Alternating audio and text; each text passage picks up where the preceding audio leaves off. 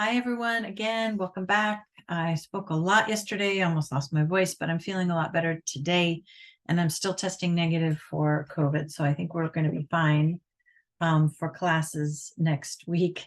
I want to hopefully make this a short, the last video about Mesoamerica, but I wanted to specifically focus on this concept of the North and talking about the way that these waves of immigrants from the North were understood by people within the Valley of Mexico. And I want to do it this way because we tend to think about the Aztecs as, the Aztec Empire, the Mexica, as I explained last time, primarily is who we mean. But the Aztec Empire as being a kind of, central, fundamental culture in Latin America and certainly in Mexico, but in Latin America. And this has to do with the fact that they were in power and such a dominant force when the Europeans arrived. But as I mentioned before, that had only been the case for the past 100 years. But they were a part of a long tradition of these militaristic immigrants coming in from the North, from outside of the Valley of Mexico, different directions, but always outside of the Valley of Mexico, and eventually rising to power and spreading their influence, and in some sense, either militarily or economically or both, dominating, this large region that extended beyond the Valley of Mexico as well. So we tend to think of them as a sort of central culture. But what is interesting is and really important for understanding how it was that the Spaniards managed to topple the Aztec Empire, it's really important to understand how the people of the Valley of Mexico, who had been there for centuries and centuries and centuries and centuries, understood these outsiders who came in, and the history of this kind of dynamic. So last time I tried to impress upon you that the most enduring political form in Mesoamerica before the arrival of the Europeans was actually these small states, that there were these small communities within a larger region that would then form around a central trading area.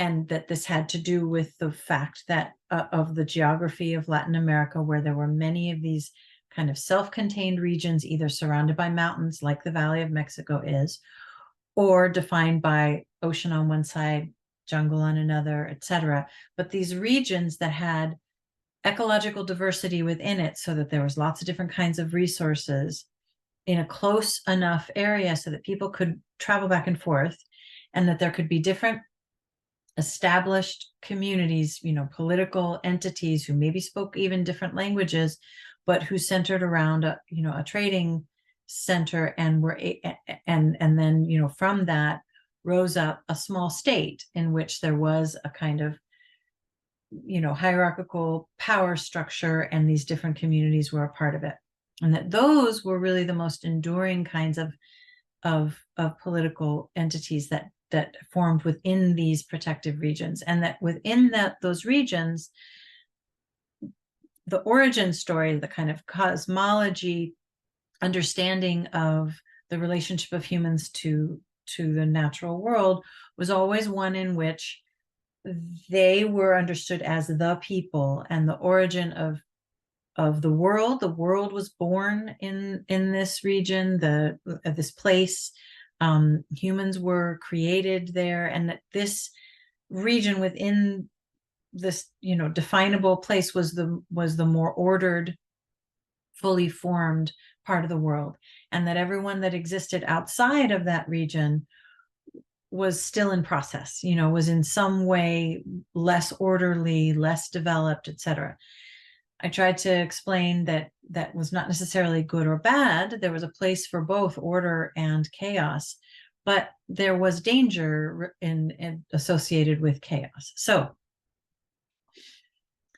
this is significant because these people that were coming in to the Valley of Mexico, various waves of immigrants, from the Toltecs, perhaps even the people who built Teotihuacan, although we really don't know much about them. But these waves of immigrants that then gave rise to these large empires, because they ended up establishing political dominance over multiple of these regions, multiple of these little city states, or small states, and strung them together in an empire that demanded tribute, that eventually, in the case of the Aztec Empire,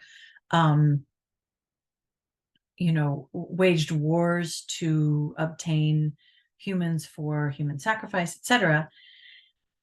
These people were understood by the folks who had been in, say, the Valley of Mexico and these other regions for eons, to be these outsiders. So I want to talk a little bit more about this concept of the North, this concept of what we might call the frontier, or sort of outside of the frontier, in terms of how the Mexica and others who were a part of these waves of immigrants were understood.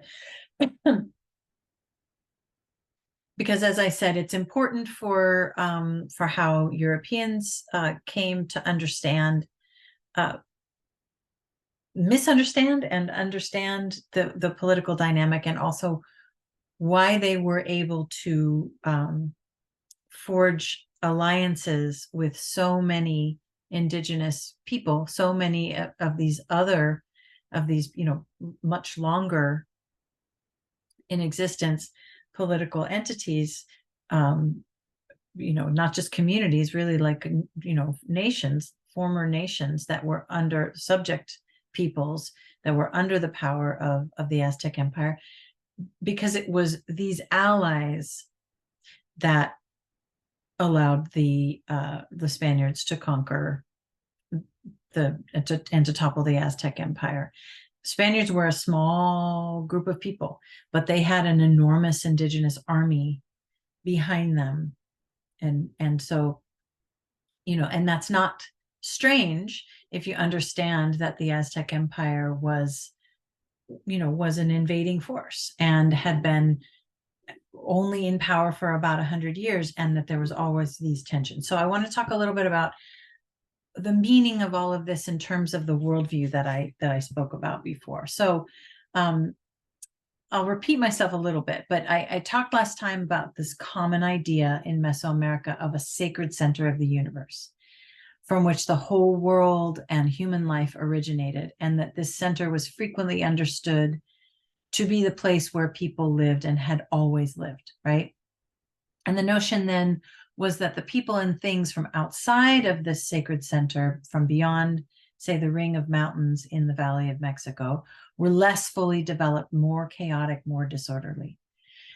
So the peoples of the Valley of Mexico saw these waves of immigrants from the north that way. These people were seen as what we might call barbarians, and they were referred to as chichimecas, okay? And this becomes an important word. You'll see it in sources where the Spaniards refer to chichimecas. They misunderstood what that word meant, but the line from the north, from which they came, these waves of people, was referred to as the Chichimec frontier, the Chichimec line. So the Chichimecas were there. But the thing is that, so the Spaniards ended up thinking that the Chichimecas was a particular group of people, and they would talk about Chichimec Indians, Chichimec Indians, and some of them were Apaches, some of them were, there was like everyone beyond this line that continued to exist throughout the colonial period and ended up becoming important to the Spaniards as well, because it was where, the north was where the Spanish imperial power got weak too. There was, little missions and things like that, but it was too far away from the center of power in Mexico City to really have a lot of control. We'll talk more about that later, but you'll hear the Spaniards talk about the Chichimec Indians, and there was a Chichimec Indian that came in and, gave a testimony. So they actually talk about Chichimecas and Chichimec Indians as if they are a kind of person, but like a particular ethnic group or a particular nation, but that's not the case. It was a Nahuatl word that was a pejorative term that meant dog people. So Chichimeca was, and they were called that because they were seen as less cultured, less formed, less developed, and dangerous. So there was this, idea of these dangerous barbarian kind of people who were Chichimecas, or who were referred to that way when being talked about in actually a pejorative way. So the Mexica came from these people. And once they settled and became the dominant force in the Valley of Mexico, they themselves referred to their origins as wandering people in these terms too, that they were once dog people. They were once wandering, because again, it's not entirely a bad or good thing. It's about, everyone goes through there's a time and place for chaos in the history of creation. And so, the Mexica's own origin stories referred to themselves as having originated in this sacred place, Aztlan, but then leaving Aztlan and being kind of condemned to a time of being these wandering, chaotic, disorderly dog people, but pursuing this dream, having left to follow this prophecy in which they would find the promised land in the Valley of Mexico when they saw the eagle eating sorry, my computer's doing something weird, a snake on a cactus. So, and then once they settled and rose to dominance, then they understood themselves to no longer be Chichimecas. Then they were, the most powerful, uncultured, and extraordinarily complex civilization. And then they started to refer to the people who lived beyond that line as Chichimecas also.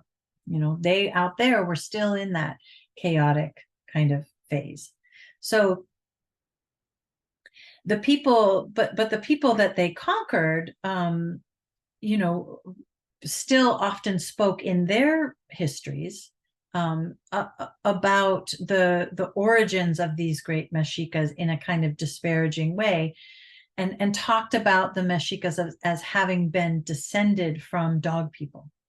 However, the great Toltecs also supposedly came from these dog people. So there was this relationship between the people who lived in the center and then these dog people who came from outside, but then rose to power, and built these giant cities. So this tension was built into the way that Mesoamerican societies understood themselves.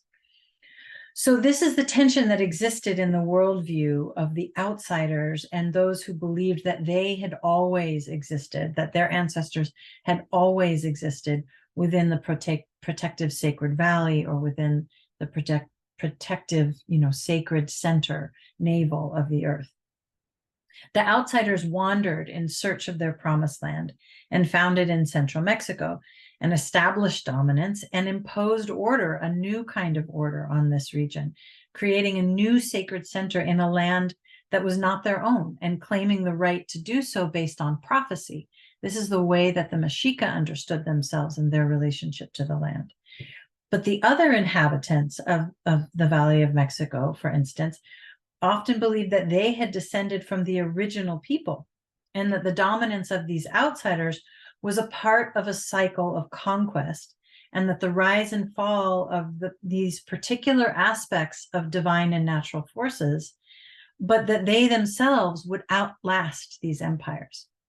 So they understood this, chaotic militaristic force to come in, establish dominance, rise, but they understood that it would fall again, because they knew that their ancestors had experienced, the Toltecs had experienced the other rise and fall of the empires. And this is the same, we know more about this for central Mexico for various reasons, but I believe it's probably would, if we had the same kind of rich histories of various kinds in all these different regions, we would that were subject peoples to these other big empires like the Olmecs or the Zapotec or and is the case for the Mayans, we would probably see the same kinds of things.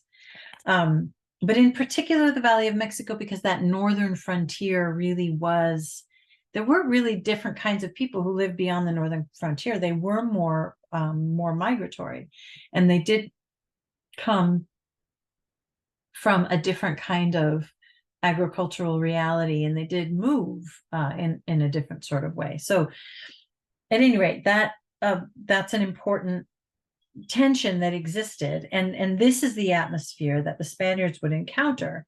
And so in talking with the peoples that were subject to the Mexica, they would learn the concept of Chichimec and Chichimecas, but they as I said, they mistook it for the name of a single people, and they would talk about the Chichimec Indians who they thought lived across the border, not realizing that their native informants were simply speaking about a perception that they had about a certain set of lifeways, nomadic people, often warring, militaristic people who came beyond the northern border. So the Mexica people were among these people arriving in 1250, as I mentioned, and spending the first 100 years of their time in the Valley of Mexico battling everyone around them. So let's see, what do I need to still say?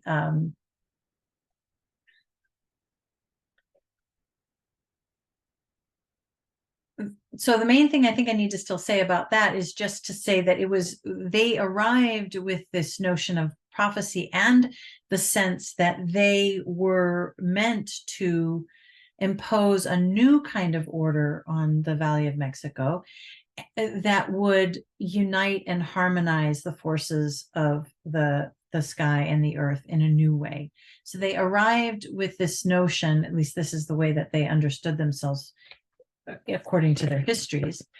So this idea at least developed by the time that they were in power, that something had gone wrong, that yes, the people who lived there had been living there, but they were there to reestablish an order that had been lost when the Toltecs lost power. And perhaps the Toltecs told the same kind of story, that they were there to reestablish the order that had been lost when the people of Teotihuacan had lost power. So they understood themselves as to be a part of these waves of powerful political forces that rose and then, fell, but that they were going to be the ones to establish the order between the different levels of the cosmos. And so building the city the way that they did, dredging the bottom of the lakes, the Mexica really changed things. They came in and turned this small little city in the middle of a lake into the center of this enormous empire by dredging the bottom of the lakes and creating more and more land space and building these kinds of incredible gardens, and then building a phenomenal structure of cities and temples and all this sort of thing. And the way that they laid out Tenochtitlan when they built it, made it bigger and all of that, with the 5 directions, was an imposition from the north, and in fact actually has a lot of similarities to the ways that a lot of northern Native American cultures understand time and space.